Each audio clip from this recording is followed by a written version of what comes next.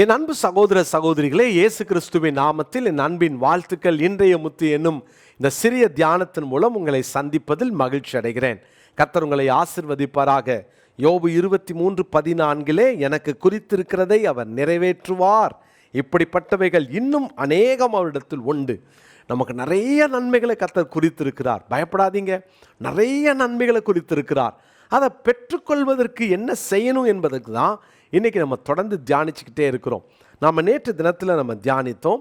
தேவன் குறித்ததை நாம் பெற்றுக்கொள்ளணும்னா நாம் புடமிடப்பட்ட அந்த அனுபவத்தின் வழியாக கடந்து போகணும். அப்போ தான் அந்த பெரிய ஸ்தானத்தை, பெரிய ஆசீர்வாதத்தை பெற்றுக்கொள்ளலாம். அதனால தான் உங்கள் வாழ்க்கையில் நிறைய பிரச்சனையின் வழியாக கடந்து போகிறீங்க. கவலைப்படாதீங்க, இதற்கு பின்பு ஒரு பெரிய உயர்வை உங்களுக்குன்னு கர்த்தர் வச்சிருக்கிறார். விசுவாசிங்க கர்த்தருடைய பிள்ளைகளே, தேவ நாமம் உங்கள் மூலமாக மகிமைப்படட்டும். இன்றைக்கி அந்த பெரிய ஆசீர்வாதத்தை பெற்றுக்கொள்வதற்கு, பெரிய அந்த ஸ்தானத்தை பெற்றுக்கொள்வதற்கு, எனக்கு தேவன் குறித்ததை பெற்றுக்கொள்வதற்கு நான் என்ன செய்யணும், இதை தான் இன்றைக்கி நம்ம தியானிக்க போகிறோம். இன்னொரு முக்கியமான குறிப்பை நான் சொல்ல விரும்புகிறேன். ஆதியாகமத்தின் புஸ்தகம் 35ஆம் அதிகாரம் முதல் வசனம். ஆதியாகமம் 35:1. தேவன் யாக்கோபை நோக்கி, நீ எழுந்து பெத்தேலுக்கு போய் அங்கே குடியிருந்து நீ உன் சகோதரனாகிய ஏசாவின் முகத்திற்கு விலகி ஓடி போகிற போது உனக்கு தரிசனமான தேவனுக்கு ஒரு பலிபீடத்தை உண்டாக்கு என்றார். இங்கு ஆண்டவர் யாக்கோபுக்கு மறுபடியும் தரிசனமாகிறார். நம்ம எல்லாருக்கும் தெரியும், 28ஆம் அதிகாரம் ஆதியாகம புஸ்தகத்தில் ஏசாவுக்கு பயந்து வந்தபோது கர்த்தர் பெத்தேலில் தரிசனமானார். இது வானத்தின் வாசல், இது தேவனுடைய வீடே அல்லாமல் வேறு அல்ல என்று அந்த ஆதியாகமம் 28ஆம் அதிகாரத்தில் 16, 17, 18ஆம் வசனத்தில் அவர் ஒரு பொருத்தனையோடு ஜெபிக்கிறத நம்ம பார்க்குறோம்.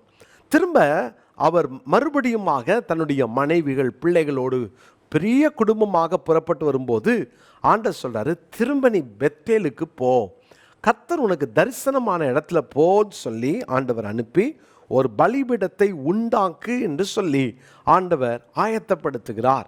பெரிய ஒரு ஆசீர்வாதத்தை சுதந்திரிக்க போகிறார். அருமையான கர்த்தருடைய பிள்ளைகளே, கர்த்தர் அவனை ஆசீர்வதிக்கிறதற்கு முன்பாக நீ பெத்தேலுக்கு போ என்று அனுப்புகிறார். அது மாத்திரம் அல்ல, எதுக்காக தெரியுமா? அங்கே போய் எந்த இடத்துல கர்த்தர் சந்தித்து பொருத்தனை பண்ணானோ, திரும்ப வர வழியில் சில தீட்டுகள், சில அருவருப்புகள், சில தேவனை கோபமூட்டின செயல்கள் எல்லாம் இவன் வீட்டுக்குள்ளே இருக்கிறது. 34ஆம் அதிகாரத்தை நீங்கள் படித்து பார்த்தா தெரியும். தீனால் அங்கே சீகேமின் நிமித்தமாய் அவன் அங்கே கெடுக்கப்படுகிறான். அப்போது இந்த தீனாளி நிமித்தமாக அவளுடைய சகோதரர்கள் எழுந்து சீகேம் ஊர் வாலிபர்களை கொல்றாங்க. அது மாத்திரமல்ல, இப்போ இவங்க வீட்டுக்குள்ளே சில விக்கிரகங்கள் வந்துருச்சு. இதையெல்லாம் ஆண்டவர் எப்படி பொறுத்துட்ருப்பார்? எப்படி ஆசீர்வாதிக்க முடியும்? எப்படி தேவன் குறித்ததை யாக்கோபுக்கு நிறைவேற்ற முடியும்? பெத்தேலுக்கு போன்னு சொல்லி பலிபீடம் கட்ட சொல்லி கர்த்தர் ஆயத்தப்படுத்துகிறார். நமக்கு ஆண்டவர் வாக்குத்தத்தம் கொடுத்துருவார், உண்மைதான். ஆனால் அதை பெற்றுக்கொள்கிற அளவுக்கு நீங்கள் ஆயத்தமாக இருக்கிறீங்களா? ஆண்டவர் கொடுத்தார் பிரதர், நிறைவேறலை. ஏன் நிறைவேறலை? நீங்கள் ஆயத்தமாக இல்லை. நீங்கள் ஆயத்தமாக இருக்கிறீங்களா? தேவன் உங்களை ஆயத்தப்படுத்துகிறார். அந்த 4வது வசனத்தை நான் வாசிக்கிறேன். 35:4. அப்பொழுது அவர்கள் தங்கள் கையில் இருந்த எல்லா அந்நிய தெய்வங்களையும் தங்கள் காதணிகளையும் யாக்கோபினிடத்தில் கொடுத்தார்கள். யாக்கோபு அவைகளை சீகேம் ஊர் அருகே இருந்த கர்வாலி மரத்தின் கீழே புதைத்து போட்டான். யாக்கோபு அவைகளை புதைத்து போட்டான். பெரிய ஆசீர்வாதத்துக்கு தேவன் என்னை ப்ரிப்பேர் பண்ணுறார். எனக்கு குறித்ததை நான் பெற்றுக்கொள்ள போகிறேன். இனிமேல் தான் எனக்கு குறித்த காலத்தில் நான் சுதந்திரிப்பேன். அதுக்கு நான் ப்ரிப்பேர் பண்ணணும், என்னை ஆயத்தப்படுத்தணும். இந்த ரொம்ப முக்கியமானது, இந்த ப்ரிப்பரேஷன், ஆயத்தப்படுத்தி கொள்ள வேண்டும். பிரியமான கர்த்தருடைய பிள்ளைகளே, வாக்குத்தத்தங்களை பெறுவது முக்கியமல்ல, அதற்கு அதை சுதந்திரித்து கொள்வதற்கு என்னை நான் ஆயத்தப்படுத்த வேண்டும். யாக்கோபு அவன் குடும்பம் எப்படி ஆயத்தப்பட்டாங்க தெரியுமா? எல்லாவற்றையும், தேவையில்லாத, ஆண்டவருக்கு சம்பந்தம் இல்லாததெல்லாம் தங்கள் வாழ்க்கையை விட்டு அகற்றினாங்க. உங்கள் வீட்டுக்குள்ளே சில தேவனுக்கு அருவருப்பான காரியத்தை வச்சுட்டு எப்படி தேவனுடைய ஆசீர்வாதத்தை பெற்றுக்கொள்ள முடியும்? எப்படி நீங்கள் ஆண்டவர் பார்த்து கேள்வி கேட்பீங்க, எனக்கு ஏன் ஆண்டவரே சொன்னீங்களே செய்யலையான்னு? ஏதோ ஒன்று கர்த்தருக்கு பிடிக்காது உள்ளே இருக்குல்ல, அதை முதல்ல உங்களை அகற்றுங்க.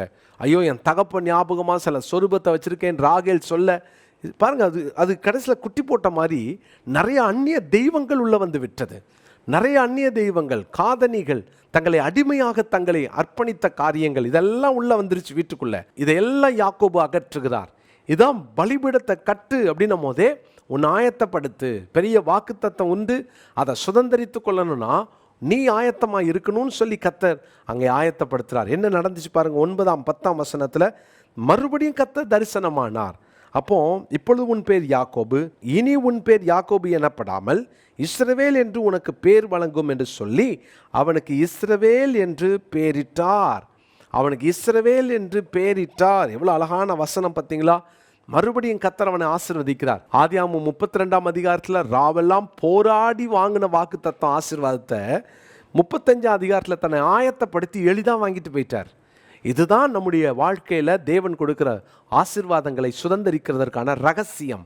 நீங்கள் உங்கள் வாழ்க்கையில் இருக்கிற தேவையில்லாததை தூக்கி போட்டு கர்த்தர்ட்ட வாங்கலேன், கர்த்தர் உங்களை ஆசீர்வதிப்பார். நீங்கள் போராடாமலே கர்த்தர் உங்களை நடத்துவார், ஆசீர்வதிப்பார். ஆனால் நிறைய நேரம் தேவன் நமக்கு ஆயத்தப்படுத்தி வைத்திருக்கிற நன்மைகளை பெற்றுக்கொள்ள காலதாமதமாகுது. புலம்புகிறோம், சோர்ந்து போகிறோம். நமக்கு நிறைய நேரம் நமக்கு தேவன் மேலே சில அந்த மனஸ்தாபம், நான் ஜெபம் பண்ண மாட்டேன், பைபிள் படிக்க மாட்டேன்னு சொல்கிறோம். நம்மளை சரிப்படுத்தி கொண்டால் கர்த்தர் நியமித்ததை நமக்கு கொடுக்க வல்லவராக இருக்கிறார். இந்த நாளில் கர்த்தருடைய பிள்ளைகளே, நம்ம பெரிய ஆசீர்வாதத்துக்கு நம்மளை தகுதிப்படுத்தி கொள்வோம்.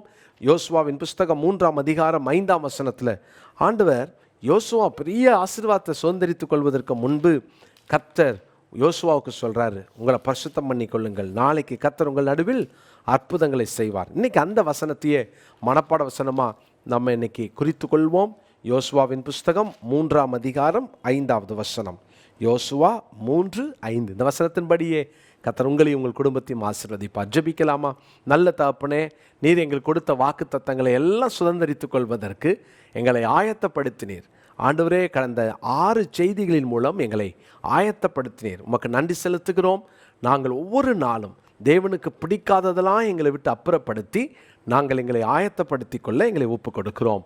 தொடர்ந்து உம்முடைய நாம மகிமைப்படட்டும். ஆண்டவரே, பார்த்து கொண்டிருக்கிற நம்முடைய பிள்ளைகள் ஒவ்வொருவர் வாழ்க்கையிலும், இந்த தியானத்திலே கலந்து கொண்ட ஒவ்வொருவர் வாழ்க்கையிலும் தேவன் குறித்ததை குறித்த காலத்தில் நிறைவேற்றி இந்த பிள்ளைகள் மூலம் நீங்கள் மகிமைப்படுங்க. இயேசுவின் மூலமாக ஜெபிக்கிறோம் நல்ல பிதாவே, ஆமென்.